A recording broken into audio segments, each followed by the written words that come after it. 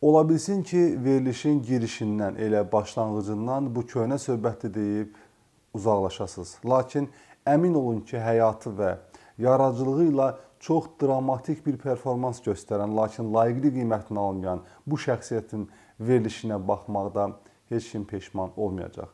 Diqqətlə davam edək.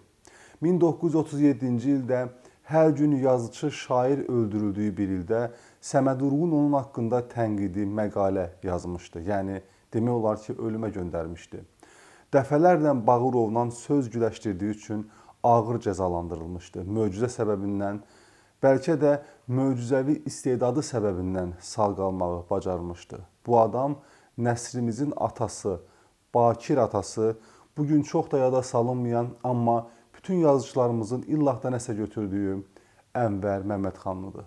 Ənvər Məmmədxanlı 1913-cü ildə Göyçayda anadan olub. Orta məktəbi Göyçayda bitirən yazıçı Bakıda Nərimanov adına Sənaye Texnikumunda təhsil alıb. Azərbaycan Neft Akademiyasına daxil olsa da təhsilini yarımçıq qoyub və təsəvvür edin ki, Sovet dövrü üçün çox arzulanan bir təhsil yarımçıq qoyub. İxtisasca mühəndis olan Ənvər Məmmədxanlının mühəndisliyi buraxıb yazıçılığın dalınca getməsi ailələrində söhbətə səbəb olub. Atası ali məktəbi yarımçıq qoyub yazıçılığı seçməsinə görə ömür boyu ondan narazı qalıb. Xalq şairi Rəsul Rza ilə həm xaloğlu, həm də əmioğlu olublar.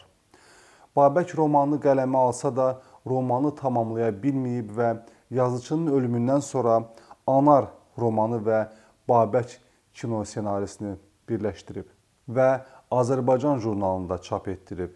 Babək filmi də məhz bu romanın motivləri əsasında senariləşdirilib. Deyilənə görə Ənvər Məmmədxanlı Hüseyn Cavidin qızı Turanla bir-birini seviblər, amma qovuşa bilməyiblər.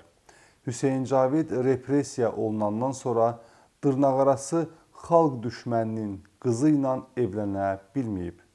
Buna görə Turan xanım da evlənməyib, amma özünü də Ənvər Məmmədxanlı bağışlamayıb və həyatı boyu ailə qurmayıb. Turan xanım da bunu bildiyi üçün o da ailə qurmayıb və ömrünün sonuna kimi Ənvər Məmmədxanlının bacısı Həbibə xanımla rəfiqə olub. Yazıcı Mövlud Süleymanlının Dəyirman povesti, qalmaqallı povesti haqsız tənqidlərə məruz qalanda Mövlud Süleymanlının müdafiəsinə qalxan demək olar ki, yeganə şəxslərdən olub, yəni samballı adı olan şəxslər içində. Səməd Vurğun 1937-ci ildə yazdığı məqaləsində Ənvər Məmmədxanlının Ayrıldılar adlı hekayəsini tənqid edib. Hekayəni bəyənməyən xalq şairi hətta Axı niyə ayrıldılar adlı bir məqalə də yazıb. Məşhur Dağıstan şairi Rəsul Həmzətovla Rəsul Rzanın evində mübahisə edib. Həmzətovun sərt sözlərinə dözə bilməyən Ənvər Məmmədxanlı ayağa qalxıb və ona şillə vurub. Lakin Yusif Səmədoğlunun araya girməsi şillənin Həmzətova dəyməsinə mane olub. Əslində 1913-cü il fevralın 29-u anadan olan Ənvər Məmmədxanlının doğum günü ancaq 4 ildən bir qeyd olunacağı üçün bu tarixi fevralın 28-nə salıb. Mehdi Hüseynlə yola getməyiblər. Gah dalaşıb, gah da barışan yazıçılara bir gün Mircəfər Bağırov neftçilər mövzusunda birlikdə senari yazmağı təklif edib. Hər ikisi birlikdə işləməkdən imtina etsələr də bir neçə il sonra Fətəli xan filminin senarisini yazırlar. Münasibətləri soyuq olsa da ilk dəfə Mehdi Hüseyndən Turan Cavidə görə xahiş edib ki, onu işə götürsün. Mehdi Hüseyn də Turan xanımı işə götürüb. Mircəfər Bağırova sözünü çəkinmədən, qorxmadan deyə bilirmiş. Hətta dəfələrlə Bağırovla söz güləşdirməsinin nəticəsi olaraq Yazıçılar İttifaqından uzaqlaşdırılıb və adı hər yerdə qara siyahıya salınıb. Təbii ki, bunu edən bir mənalı şəkildə Bağırov deyildi.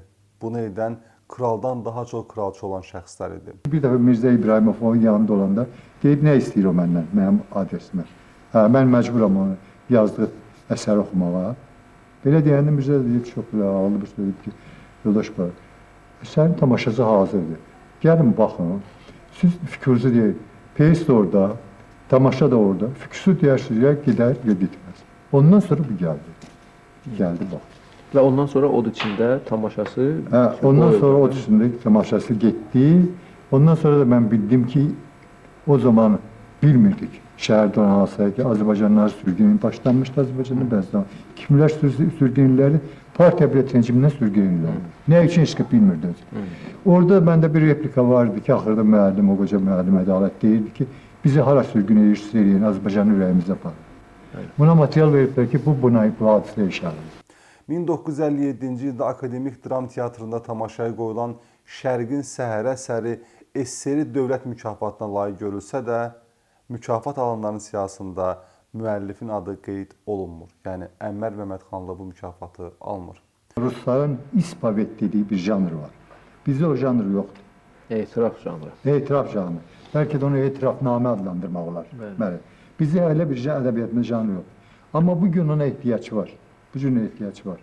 Günahını mərd mədana boyun olasın. Ənvər Məmmədxanlının Karvan dayandı, Qızıl Qönçələr ayrıldılar, Buz heykəl, Babək əsərlər Azərbaycan ədəbiyyatının incilərindəndir. Repressiya illərində öldürməyə yazıçı axtaran rəhbərlərlə yanaşı, həmkarını güdaza verib, meydinin arxasında gizlənməyə çalışan yazıçılar da az deyildi.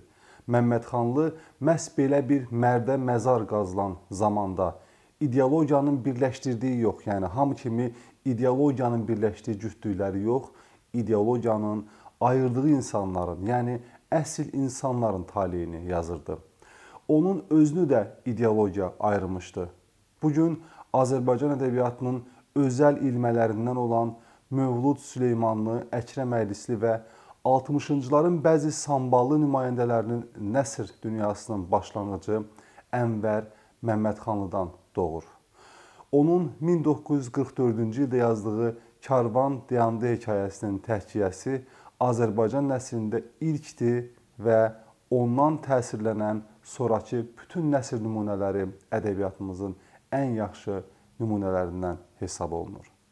1990-cı ilin 19 dekabrında Bakıda vəfat edir və qəbri Fəxri Xiyabandadır. Hazırda yazıçının adına sarayda, Maşdağada küçələr var. Bir də ki, bəlkə də Ənvər Məmmədxanlının bütün yaradıcılığına xas və bütün yaradıcılığına sözün əsl mənasında yaraşan bir ad var ki, o ad kənd adıdır. Yəni bugün çox nadir şəxslərin adını Azərbaycanda kənd var ki, onlardan biri də Ənvər Məmmədxanlıdır. Bu kənd Ucarda yerləşir. Ucarın Ənvər Məmmədxanlı kəndi. Salamat qalın.